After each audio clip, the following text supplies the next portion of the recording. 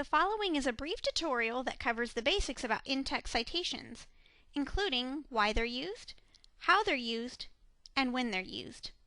But first, it's important to know why we use in-text citations. It's simple. In-text citations give the reader, your audience, a trail to follow to find where you found the information you're borrowing. So let's go ahead and follow the trail.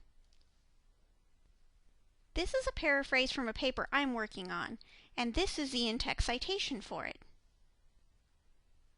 If the readers wanted more information from the source I just used in my paper, the information in the in-text citation gives them enough information to get them to the source listed in the Works Cited page. It includes the author's last name, the page number, with a period after the parentheses. This citation takes us to the source's information on the Works Cited page. And here it is.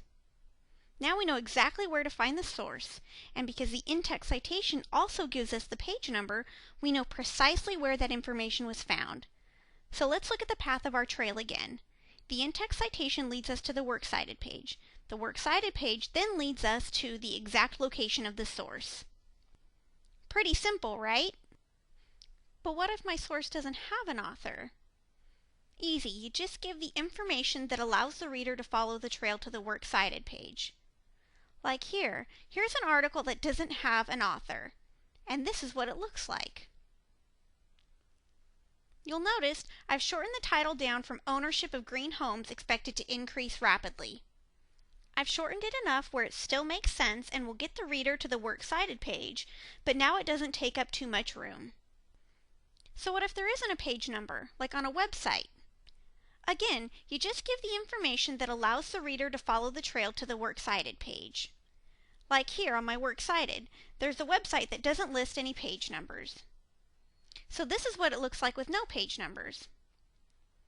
It's just the name of the author or the website, whichever is used to list it alphabetically on the Works Cited page.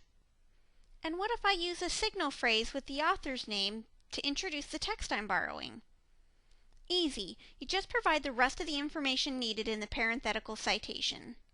Like here, according to Daniel McGinn is my signal phrase, and since I've already provided the author's name, I don't need to include it in the citation.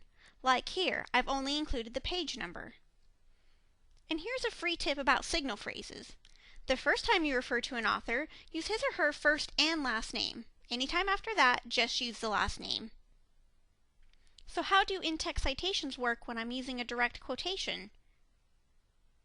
Well, all the same rules apply, but you'll also want to add quotation marks.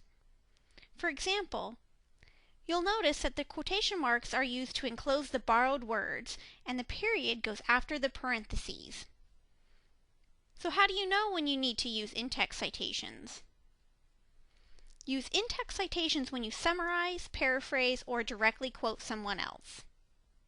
Basically, anytime you borrow someone else's words or ideas, you need to cite it. So we've covered where, how, when, and why to use in-text citations.